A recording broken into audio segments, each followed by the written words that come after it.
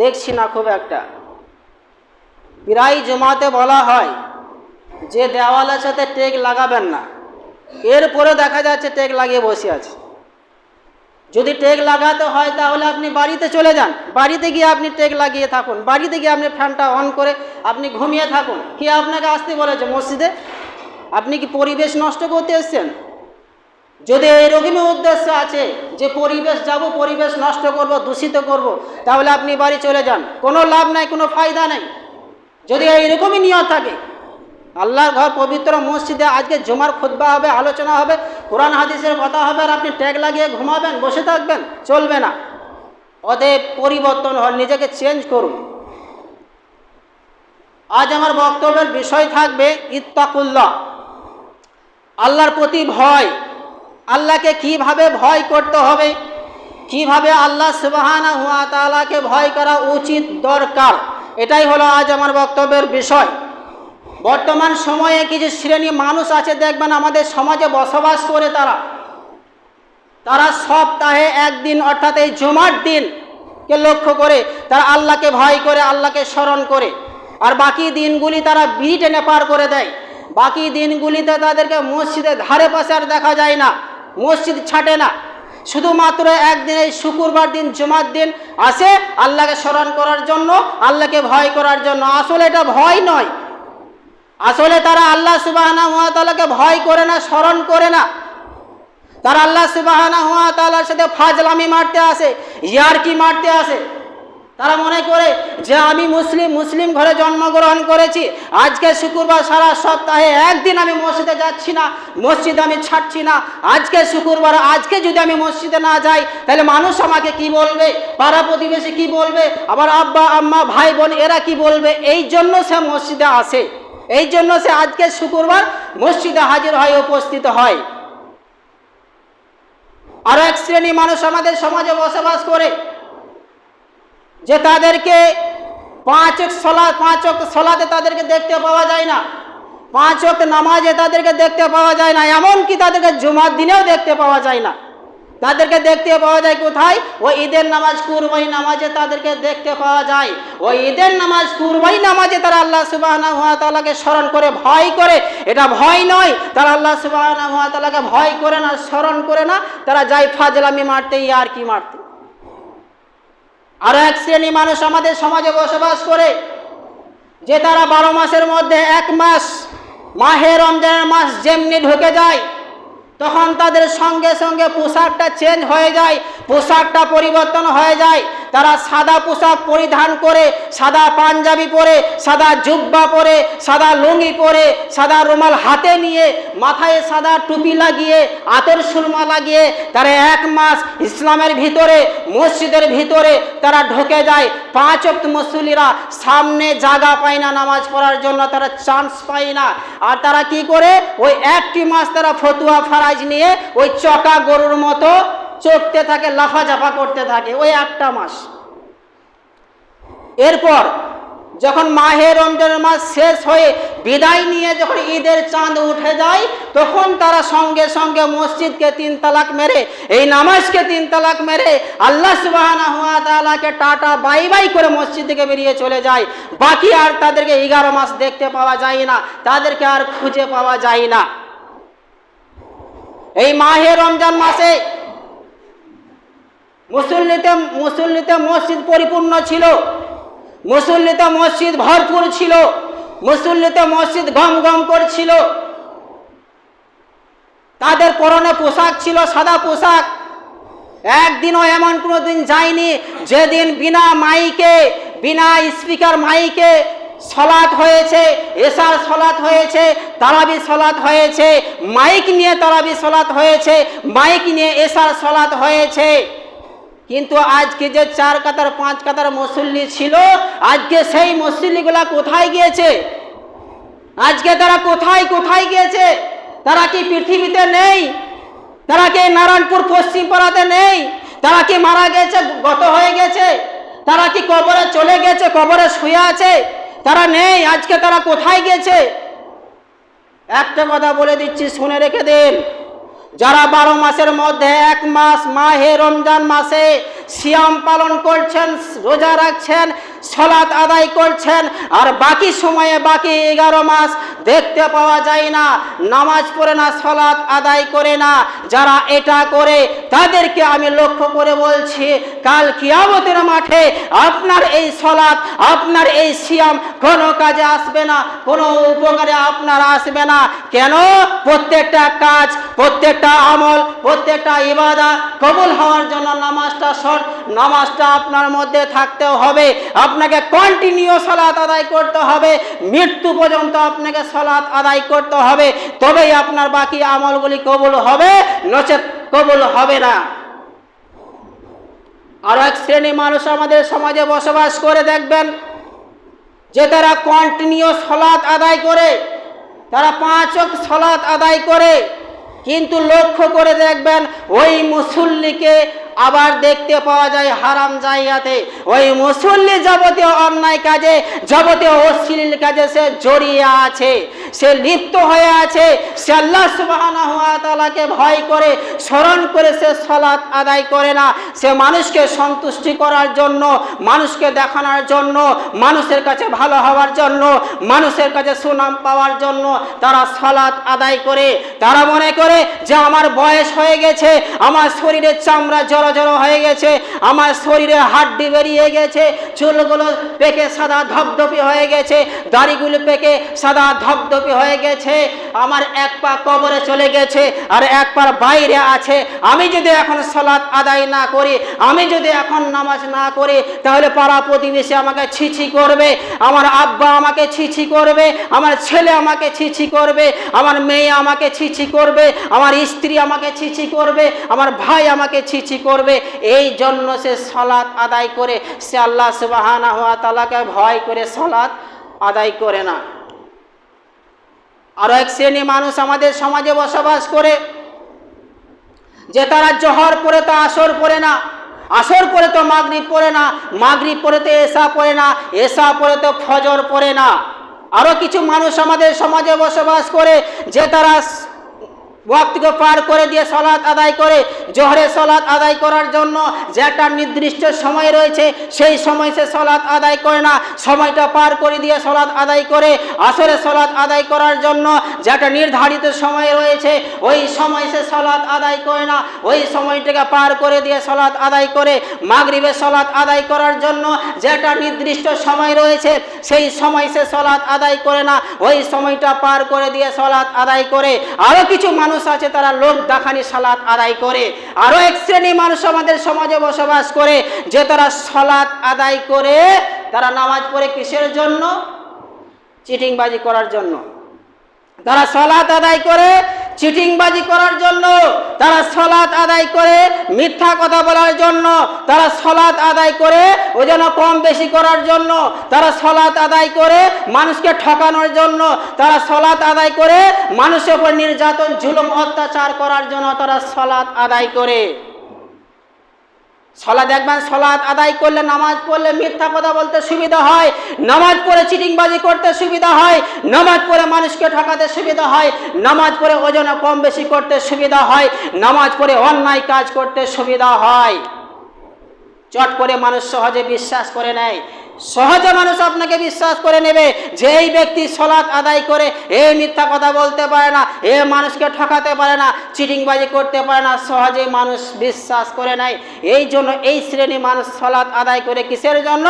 মানুষের সাথে চিটিংবাজি করার জন্য। বিশ্বনবী জনাবে মুহাম্মদ মুস্তাফা সাল্লাল্লাহু আলাইহি ওয়াসাল্লাম বলেছেন, ইয়াতি আলান নাসে জামানুন, অবশ্যই অবশ্যই মানুষের নিকটে, মানুষের কাছে এমন একটা যুগ আসবে, এমন একটা সময় আসবে, তারা ইস্তামিউনা ওয়া ইউসাল্লুনা ফিল মসজিদ, যে মুসল্লিতে মসজিদ গম গম করবে, মুসল্লিতে মসজিদ পরিপূর্ণ থাকবে, মুসল্লিতে মসজিদ গম গম করবে, পরিপূর্ণ থাকবে। ওয়ালাইসা ফিহি মুমিন, এর পরের বাক্যে বিশ্বনবী জনাবে মুহাম্মদ মুস্তাফা সাল্লাল্লাহু আলাইহি ওয়াসাল্লাম বলছেন, ওয়ালাইসা ফিহি মুমিন, তাদের ভিতরে একজন ঈমানদার হবে না, তাদের ভিতরে একজনের ভিতরে ঈমান থাকবে না, পাক্কা চিটিংবাজ হারামখোর হবে, তারা বেঈমান হবে, মসজিদে একরকম কথা বলবে আর বাইরে গিয়ে তারা একরকম কথা বলবে। আরো আল্লাহ সুবহানাহু ওয়া তাআলা এই হাদিসটা নবী সাল্লাল্লাহু আলাইহি ওয়াসাল্লামের এই হাদিসটা বাস্তবায়ন হয়ে গেছে, ভবিষ্যৎবাণী মিলে গেছে।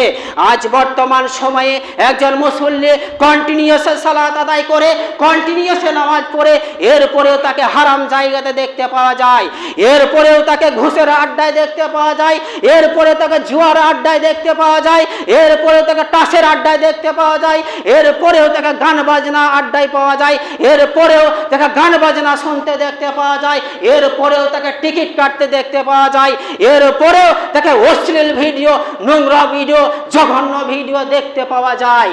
তারা দেখে, এরা হলো মাছি। এরা কি? এরা হলো মাছি।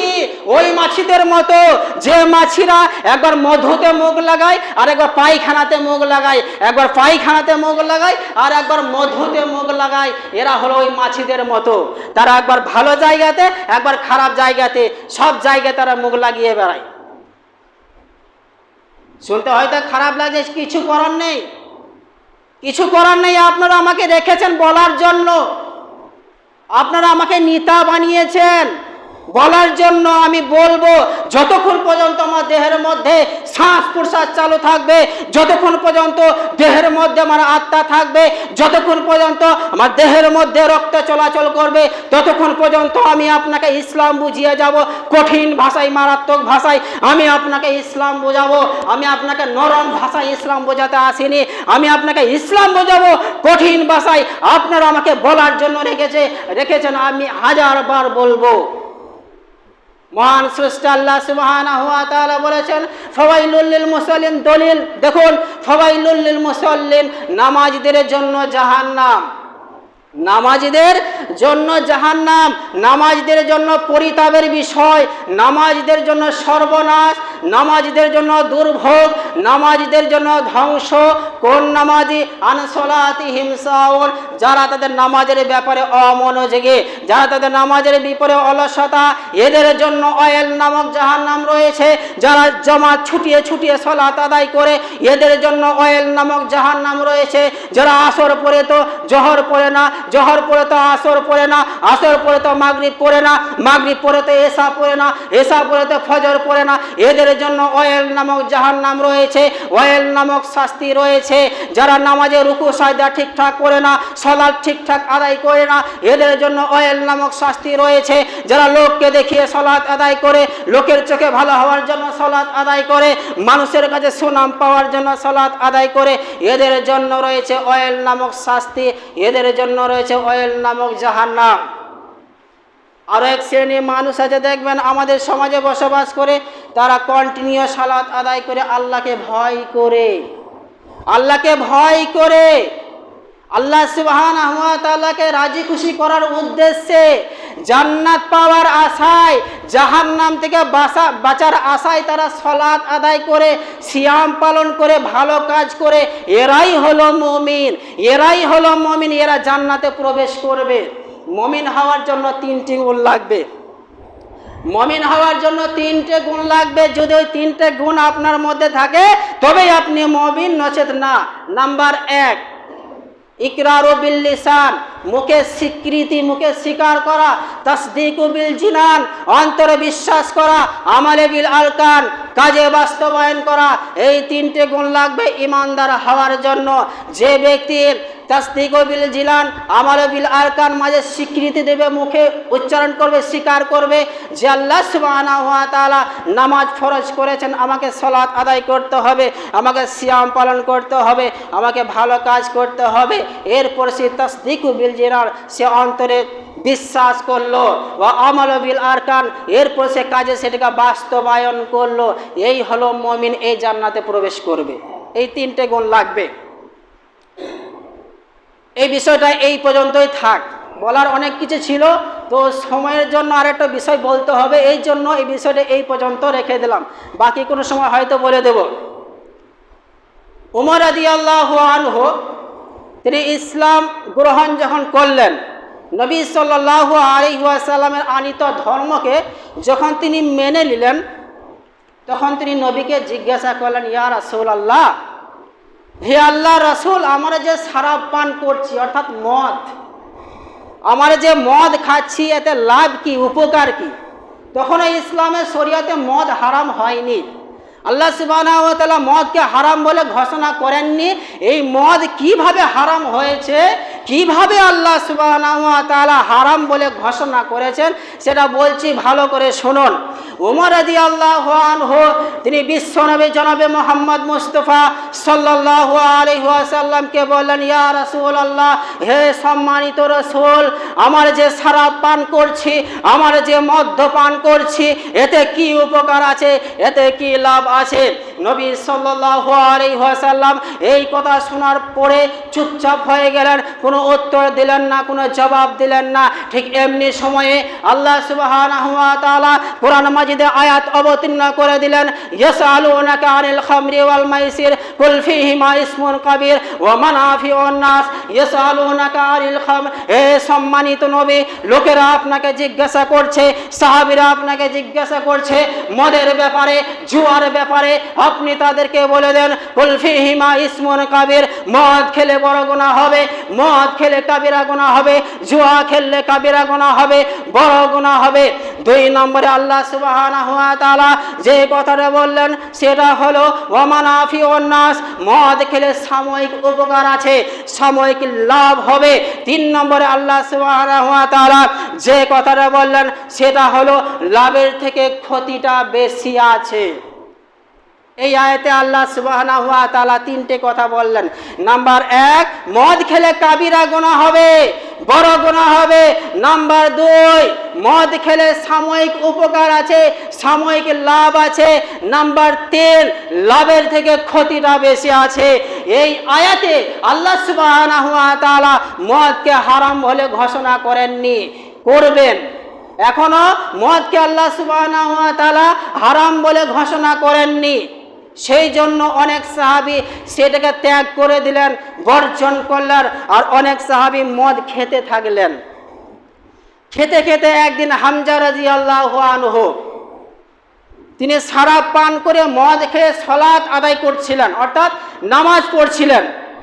নামাজ শেষ করে তিনি আল্লাহ সুবহানাহু ওয়া তাআলার দরবারে 2 হাত প্রসারিত করে দোয়া করছিলেন, আল্লাহুম্মা আরহাম আলাইনা, আল্লাহুম্মা গফির লানা।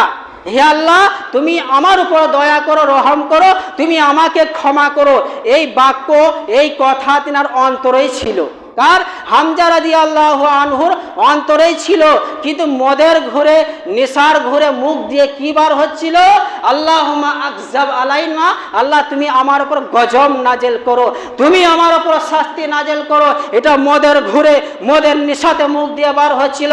আর অন্তরে ছিল, আল্লাহ তুমি আমার উপর দয়া রহম করো, তুমি আমাকে ক্ষমা করো। ঠিক এমনি সময়ে আল্লাহ সুবহানাহু ওয়া তাআলা কোরআনের 2 নম্বর আয়াত অবতীর্ণ করে দিলেন, ইয়া আইয়ুহাল্লাযীনা আমানু লা তাকরাবুস সালাহ ওয়া আনতুম সুকারা। হে ইমানদারগণ, হে বিশ্বাসীগণ, লা তাকরাবুস সালাহ ওয়া আনতুম সুকারা, তোমরা নেশাগ্রস্ত অবস্থায় সালাতে এসো না। মদ খেয়ে তোমরা সালাতে আসবে না, মদ খেয়ে তোমরা নামাজে আসবে না। এই আয়াতেও আল্লাহ সুবহানাহু ওয়া তাআলা এখনো মদকে হারাম বলে ঘোষণা করেননি। শুধু এতটুকুই বললেন যে তোমরা নেশা অবস্থায় সালাতে আসবে না, মদ খেয়ে তোমরা সালাতে আসবে না, নামাজে আসবে না। সেই জন্য অনেক সাহাবী মদকে বর্জন করলেন, ত্যাগ করে দিলেন। আর অনেক সাহাবী মদ খেতে থাকলেন। খেতে খেতে একদিন ওই হামজা রাদিয়াল্লাহু আনহু তিনি শরাব পান করে মদ খেয়ে এ নর্তকী মহিলার সাথে নাচাকুদা করছিলেন। নর্তকী উলঙ্গ ন্যাংটা মহিলাদের সাথে নাচাকুদা করছিলেন, ড্যান্স করছিলেন। নাচতে নাচতে এক পর্যায়ে এক নর্তকী মহিলা বলল, হামজা, এ হামজা, তুমি যদি সত্যি সত্যি বীর পুরুষ হয়ে থাকো, তুমি যদি সত্যি সত্যি বীর পুরুষ হয়ে থাকো, এই যে সামনে 2টি উট চড়ছে, ওই উট হত্যা করে কলিজা এনে আমার হাতে দাও। যদি এই কাজ তুমি করতে পারো তাহলে আমি জানবো তুমি সত্যি বীর পুরুষ। তখন এই কথা শুনে হামজা রাদিয়াল্লাহু আনহু তিনি ছুটে চলে গেলেন, গিয়ে সেই উটগুলোকে হত্যা করে ছিঁড়ে ফিরে সেই কলিজা এনে নর্তকী মহিলার হাতে দিয়ে দিল। আর ওই উট দুটো ছিল আলী রাদিয়াল্লাহু আনহুর। আলী রাদিয়াল্লাহু আনহু তখন নবী সাল্লাল্লাহু আলাইহি ওয়াসাল্লামের কাছে গিয়ে ওই হামজার বিরুদ্ধে অভিযোগ দায়ের করে দিলেন। বলেন, ইয়া রাসূলুল্লাহ, হামজা আমার দুটি উটকে হত্যা করে তার কলিজা বের করে নিয়েছে। তখন বিশ্বনবী জনাবে মুহাম্মদ মুস্তাফা সাল্লাল্লাহু আলাইহি ওয়াসাল্লাম সেই হামজার কাছে গেলেন। হামজাকে গিয়ে বলেন, হামজা, তুমি কি কাজ করেছো? তুমি কেন এর উটকে হত্যা করে দিয়েছো? নবী সাল্লাল্লাহু আলাইহি ওয়াসাল্লাম তাকে বকাঝকা করতে লাগলেন। তখন হামজা রাদিয়াল্লাহু আনহু তিনি নিশার ঘুরে, মদের ঘুরে নবী সাল্লাল্লাহু আলাইহি সাল্লামকে একটা কঠিন মারাত্মক শব্দ বলে দিলেন। কি বললেন? মুহাম্মদ, তুমি তো আমার গোলাম। শব্দটা দেখুন, মদের ঘুরে বলছে, তুমি তো আমার গোলাম, তুমি তো আমার বাপ দাদার গোলাম, তুমি কি আমাকে বলতে এসেছো? ঠিক এই কথা বলার সঙ্গে সঙ্গে আল্লাহ সুবহানাহু ওয়া তাআলা এবার মদকে হারাম বলে ঘোষণা করে দিলেন। মদ হারাম, হারাম বলে আল্লাহ সুবহানাহু ওয়া তাআলা কুরআনের আয়াত অবতীর্ণ করে দিলেন। ইয়া আইয়ুহাল্লাযীনা আমানু ইন্নামাল খামরু ওয়াল মাইসারু ওয়াল আনসাবু ওয়াল আজলামু রিজসুম মিন আমালিশ শাইতান ফাসতানিবু লাআল্লাকুম তাত্তাকুন। হে ঈমানদারগণ, তোমরা মদ, জুয়া, লটারি, প্রতিমা পূজা ইত্যাদি জিনিস থেকে তোমরা দূরে থাকো, কেন এটা শয়তানের কাজ, এটা হারাম। আজকের দিনে সেটা আমি হারাম করে দিলাম। ফাসতানিবু, সেটা থেকে তোমরা দূরে থাকো। লাআল্লাকুম তুফলিহুন, তবেই তোমরা নাজাত পাবে, পরিত্রাণ পাবে। এই আয়াত যখন অবতীর্ণ হয়ে গেল, তখন বিশ্বনবী জনাবে মুহাম্মদ মুস্তাফা সাল্লাল্লাহু আলাইহি ওয়াসাল্লাম বিলালকে বলেন, হে বিলাল, আজকে মদটা হারাম হয়ে গেছে, লোকেদের মাঝে তুমি এলান করে দাও, সাহাবীদের মাঝে তুমি ঘোষণা করে দাও, আল খামরু হুররিমাত, আল খামরু হুররিমাত। আজকের দিনে আল্লাহ সুবহানাহু ওয়া তাআলা মদকে হারাম বলে ঘোষণা করে দিয়েছে। তখন বিলাল রাদিয়াল্লাহু আনহু তিনি সাহাবীদের মাঝে, লোকেদের মাঝে আল খামরু হুররিমাত, আল খামরু হুররিমাত, আল খামরু হুররিমাত, ও লোকেরা শুনে রেখে দাও, ও সাহাবীরা শুনে রেখে দাও, আজকের দিনে আল্লাহ সুবহানাহু ওয়া তাআলা মদ হারাম করে দিয়েছে। মদ খাওয়া যাবে না, মদকে বর্জন করতে হবে, মদকে ত্যাগ করতে হবে। সেই সময়ে একজন সাহাবীর বাড়িতে সকল সাহাবী, কিছু সাহাবী মিলে তারা গোল হয়ে বসে মদ্যপান করেছিলেন, শরাব পান করেছিলেন। সেইখানে গিয়ে বিলাল রাদিয়াল্লাহু আনহু ঘোষণা দিয়ে দিলেন, আল খামরু হুররিমাত, আজকের দিনে আল্লাহ সুবহানাহু ওয়া তাআলা মদকে হারাম করে দিয়েছে, অতএব তোমরা মদকে বর্জন করো। এই কথার শোনার সঙ্গে সঙ্গে সাহাবীরা মদকে বর্জন করলেন, মদ খাওয়া বন্ধ করে দিলেন। হাতে যে মদের গিলাস ছিল, হাতে যে মদের বোতল ছিল, সেটা ত্যাগ করলেন, ছুঁড়ে ফেলে দিলেন, ভেঙে চইচির করে দিলেন। মদের যে হাঁড়িগুলো ছিল, মদের যে হান্ডাগুলো ছিল, মদের যে কলসিগুলো ছিল, সেইগুলো সব ভেঙে গুড়িয়ে দিলেন। এই হলো ঈমানদার। আর এই মদকে আজ আমার মুসলিমের বাচ্চারা আজ এই মদকে নিজের বাড়িতে ঢুকিয়ে নিয়েছে, নিজের বাড়িতে গোল হয়ে বসে মিটিং করে তারা কি করছে? মদ্যপান করছে, তারা ওই গাঁজা খাচ্ছে, তারা ওই ব্যাগরা খাচ্ছে, আর সেইগুলো খেয়ে তারা পাগলের মতো পাগলামি করছে। আমার কাছে খবর আছে যে এই নারায়ণপুর পশ্চিম পাড়াতে এমনও মুসলিমের বাড়ি আছে, আল্লাহর বান্দার বাড়ি আছে, অর্থাৎ মুসলিমের বাড়ি আছে, সেই বাড়িতে অমুসলিমদের আনাগোড়া, সেই বাড়িতে অমুসলিমরা আসে, এসে গোল হয়ে বসে মদ্যপান করে, তারা ব্যাগরা খায়, গাঁজা খায়, এরকম রিপোর্ট খবর আছে। জি, আপনাকে লজ্জা লাগে না, শরম লাগে না? আপনি মানুষ না অন্য কিছু? আপনার চরিত্র কুকুরের থেকে খারাপ, আপনার চরিত্র শুকুরের থেকে খারাপ। আপনাকে লজ্জা লাগে না, শরম লাগে না, হায়া লাগে না? আপনার শরীরে কি মানুষের রক্ত নেই? আপনার শরীরে কি মানুষের চামড়া নেই, ছাল নেই? নাকি সবই গন্ডারের চামড়া হয়ে গেছে, নাকি পুঁজ হয়ে গেছে? আপনি মুসলিম না, আপনি মুসলিম নামে কলঙ্ক, আপনি মুসলিমের চরম শত্রু, আপনি ইসলামের চরম শত্রু, আপনি কোরআনের চরম শত্রু, আপনি আল্লাহর চরম শত্রু। আপনি মুসলিম না, আপনি মুসলিম সেজে আছেন। আপনি হলেন হিন্দুর বাচ্চা, আপনি হলেন খ্রিস্টানের বাচ্চা, আপনি হলেন ইহুদির বাচ্চা, আপনি হলেন অমুসলিমের বাচ্চা, আপনি মুসলিমের বাচ্চা নন। যদি আপনি মুসলিমের বাচ্চা হতেন, তাহলে আজ আপনি নিজের বাড়িতে হিন্দু লোকেদেরকে এনে মদ্যপান করতেন না, ওই ব্যাগরা গেঁজা আপনি খেতেন না। আপনি মরে গেলে আপনার জানাজা হবে না, যে আপনি মারা গেলে আপনার জানাজা হবে না। আপনি মারা গেলে মুসলিমদের কবরে আপনাকে দাফন করা উচিত নয়। একজন হিন্দু যখন মারা যায় তার জানাজা হয়, হয় না, তাকে বিনা জানাজায় তাকে পুড়িয়ে দেওয়া হয় অথবা কোথাও গেড়ে দেওয়া হয়। ঠিক তেমনি ভাবে আপনি যখন মারা যাবেন আপনার জানাজা হবে না, আপনাকে বিনা জানাজায়, আপনাকে বিনা সালাতে, বিনা নামাজে আপনাকে পুড়িয়ে দিতে হবে অথবা গেড়ে দিতে হবে অথবা ভাগাড়ে ফেলে দিতে হবে। যেখানে মৃত্যু ছাগল গরুকে ফেলা হয় সেইখানে আপনাকে ফেলে দিতে হবে। আপনি তো মুসলিম না, আপনি তো হিন্দুর বাচ্চা, খ্রিস্টান ইহুদির বাচ্চা, আপনার কি করে জানাজা হবে? আর আপনার জানাজা কেউ যদি করে তাহলে জানতে হবে সেও ইহুদিদের সাথে হাত মিলিয়েছে, খ্রিস্টানের সাথে হাত মিলিয়েছে। শুনুন, যারা মদ্যপান করছে, যারা গেঁজা ব্যাগরা ইত্যাদি খেয়ে গ্রামে মাতলামি করছে, এদেরকে গ্রাম থেকে বহিষ্কার করে দেওয়া উচিত। আজকে রায় হবে, মেম্বরে দাঁড়িয়ে সব রায় চলছে। আপনাকে আর নরম ভাষায় আমি বোঝাতে আসেনি, আমি সোলা থেকে এসেছি, আপনাকে আমি কঠিন ভাষায় ইসলাম বোঝাতে চাইছি। আজকে শুধু রায় হচ্ছে, এই সমাজে এই সমস্ত মানুষদেরকে গ্রাম থেকে বের করে দিতে হবে, বের করে দেওয়া উচিত। এই মুসলিমের সমাজে এদেরকে রাখা ঠিক নয়, এদেরকে রাখলেই এরা পরিবেশ দূষিত করবে, এদেরকে রাখলেই গ্রামকে নষ্ট করে দেবে, এদেরকে রাখলেই পরিবেশ খারাপ করে দেবে। আমাদের চোখের সামনে যে সমস্ত ছোট ছোট মাসুম বাচ্চারা রয়েছে, কচি বাচ্চারা রয়েছে, তাদের ভবিষ্যৎ বলে একটা জিনিস আছে। সেই বাচ্চারা কি হচ্ছে, দেখা দেখিতে তাদের চরিত্রটা নষ্ট হয়ে যাচ্ছে, তাদের ভবিষ্যৎ অন্ধকার হয়ে যাচ্ছে, তারা ধ্বংস হয়ে যাচ্ছে, বরবাদ হয়ে যাচ্ছে। তারা খুঁজে পাচ্ছে না সঠিক পত্র, তারা দেখতে পাচ্ছে না, তারা আজকে খুঁজে পাচ্ছে না। অতএব এই সমস্ত কচি বাচ্চা, মাসুম বাচ্চার দিকে তাকিয়ে আপনাকে এই সমস্ত গোঁজাগুলিকে, এই সমস্ত আবর্জনাগুলিকে, এই সমস্ত নোংরাগুলিকে সমাজ থেকে ঝেঁটিয়ে বের করতে হবে। এটা হলো আপনাদের দায়িত্ব, আপনাকে এই দায়িত্ব পালন করতে হবে।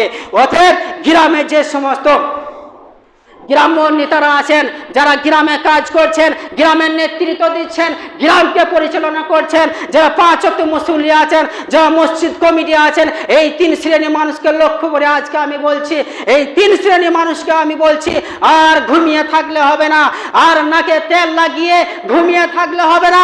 আপনাকে জেগে উঠতে হবে, আওয়াজ তুলতে হবে, আপনাকে বলতে হবে যারা মদ্যপান করবে, যারা ব্যাগরা খাবে, যে নিজের বাড়িতে ডিজে বাক্স গান বাজনা বাজাবে, তার বাড়িতে আমরা যাব না, তার মরাতে আমরা যাব না, তার হজাতে আমরা যাব না, আমাদের ইমামও যাবে না, ইমাম জানাজা সালাত পড়াতে যাবে না, ইমামও বিয়ে পড়াতে যাবে না। আমাদের ইমাম কি ইহুদির বাচ্চা? আমাদের ইমাম কি খ্রিস্টানের বাচ্চা? আমাদের ইমাম কি অমুসলিমের বাচ্চা যে তোমার সালাত আদায় করবে, তুমি মারা গেলে তোমার জানাজা আমাদের ইমাম পড়াবে? এটা কি করে সম্ভব? অতএব আওয়াজ তুলুন, চুপচাপ বসে থাকলে হবে না, নাকে তেল লাগিয়ে ঘুমে থাকলে হবে না। যদি আজকে আপনি চুপচাপ হয়ে থাকেন, আজকে যদি আপনি এর প্রতিবাদ না করেন, তাহলে কাল দিনে আপনার ছেলে দোকান থেকে, আপনার পকেট থেকে টাকা বের করে দোকান থেকে মদ কিনে আসবে, দোকান থেকে ব্যাগরা কিনে আনবে, দোকান থেকে গেঁজা কিনে এসে আপনার চোখের সামনে টানবে, আপনার চোখের সামনে মদ্যপান করবে। আপনি তা কিছুই বলতে পারবেন না, বলতে গেলে ঠেঙ্গিয়ে আপনাকে ঘর থেকে বের করে দেবে, গলা ধাক্কা দিয়ে আপনাকে ঘর থেকে বের করে দেবে। যদি আজকে আপনি চুপচাপ হয়ে থাকেন, আপনি কি ভাবছেন যে নামাজ পড়ে আপনি পরিত্রাণ পেয়ে যাবেন, নাজাত পেয়ে যাবেন? নামাজ পড়ে আপনি জান্নাতে চলে যাবেন, নামাজ পড়ে আপনি জাহান্নাম থেকে বেঁচে যাবেন? অসম্ভব, হতে পারে না। এটা কোরআন হাদিসে নেই। আপনাকে প্রতিবাদ করতে হবে। আল্লাহ না করুক যদি এই পশ্চিম পাড়াতে আল্লাহ সুবহানাহু ওয়া তাআলার পক্ষ থেকে কোনো গজব যদি নেমে আসে, আল্লাহ না করুক যদি কোনো গজব এই পশ্চিম পাড়াতে নেমে আসে, ওই গজব থেকে কেউ বাঁচতে পারবে না। একজন নামাজি, বেনামাজি, একজন আল্লাহওয়ালা, আল্লাহ ভীরু কেউ বাঁচবে না। সবাইকে ওই শাস্তি ভোগ করতে হবে, সবাইকে ওই শাস্তি ভোগ করতে হবে। অতএব এর প্রতিবাদ আমাদেরকে করতে হবে। ব্যাগরার বিরুদ্ধে আমাদেরকে রুখে দাঁড়াতে হবে, আমাদেরকে মদের বিরুদ্ধে রুখে দাঁড়াতে হবে, আমাদেরকে গান বাজনার বিরুদ্ধে রুখে দাঁড়াতে হবে, আমাদেরকে গেঁজার বিরুদ্ধে রুখে দাঁড়াতে হবে। তবেই সমাজ ঠিক হবে, তবেই সমাজের পরিবর্তন আসবে, নচেত পরিবর্তন আসবে না। আপনারা কি প্রতিবাদ করবেন? গেঁজার বিরুদ্ধে, গান বাজনার বিরুদ্ধে, ব্যাগরার বিরুদ্ধে, মদের ব্যাপারে আপনারা কি প্রতিবাদ করবেন, রুখে দাঁড়াবেন? আপনারা কি বলছেন? দাঁড়াবেন তো? বলুন সকলে জোরে সোরে ইনশাআল্লাহ রুখে দাঁড়াবো। বলুন ইনশাআল্লাহ, সকলেই বলুন, যেন মসজিদ গম গম করে। মাশাআল্লাহ। আর একটা কথা বলছি, যারা গ্রামের নেতা আছেন, যারা গ্রাম পরিচালনা করছেন, যারা মসজিদ কমিটি আছেন, আর যে সমস্ত মুসল্লিরা আছেন, তাদেরকে আমি আজকে বলছি, তাদেরকে আমি লক্ষ্য করে বলছি যে আপনারা এই সমাজটিকে ঠিক রাখার জন্য, এই পরিবেশকে ঠিক রাখার জন্য, এই পরিবেশকে ওকে করে রাখার জন্য আজকেই আপনাদেরকে বসতে হবে, আজকেই বসতে হবে, কাল করলে হবে না। আজকেই বসে আপনাকে একটা আলোচনা করতে হবে, আলোচনা করে একটা সিদ্ধান্ত গ্রহণ করতে হবে। ইনশাল্লাহ এটা যদি করা যায় তাহলে ইনশাল্লাহ কাজ হবে। আপনারা সেই সিদ্ধান্ত করবেন যে বাড়ি যে মদ্যপান করবে, গেজা বেগরা, যে বাড়িতে গান বাজনা ডিজে বক্স বাজবে, সেই বাড়িতে আমরা কেউই যাব না, আমাদের ইমামও যাবে না। এটা করুন, ইনশাল্লাহ আশা করা যায় কাজ হবে। কে বলেছে কাজ হবে না? অবশ্যই কাজ হবে। অতএব আজকে যে কথাগুলি হলো, এগুলো নিয়ে একটু চিন্তা ভাবনা করুন, মাথাটা ঘামান, ব্রেনে খেলান এসব বিষয় নিয়ে, এসব কথাবার্তা নিয়ে। না হলে আস্তে আস্তে সমাজ ধ্বংসের দিকে চলে যাচ্ছে, পরিবেশ অন্ধকার হয়ে যাচ্ছে, এই ছোট ছোট বাচ্চাদের ভবিষ্যৎ অন্ধকার হয়ে যাচ্ছে। সেই দিকে লক্ষ্য রেখে আমাদেরকে এই সমস্ত ডিসিশন, এই সমস্ত কাজ আমাদেরকে করতে হবে। ভয় করে লাভ নেই। কেন আপনি ভয় খাবেন? আপনি যদি এই রাস্তায় মারা যান, আপনি শহীদের দরজা পাবেন, শহীদের মর্যাদা আপনি পেয়ে যাবেন। আপনি 5 ওয়াক্ত মুসল্লি, কেন আপনি প্রতিবাদ করবেন না? আপনাকে করতেই হবে। যদি আপনি না করেন তো নামাজ পড়ে কোনো লাভ নেই। আপনি দেখছেন আপনার সব চোখের সামনে একটা অন্যায় কাজ হচ্ছে, অশ্লীল কাজ হচ্ছে, এরপরে আপনি প্রতিবাদ করছেন না? যা করবে ইমাম প্রতিবাদ করবে, আর আপনারা কি করবেন? আপনার নাকে তেল লাগিয়ে ঘুমিয়ে থাকবেন? সবাইকে এই কাজে আসতে হবে, বিশেষ করে এই 3 শ্রেণীর মানুষকে আগে আসতে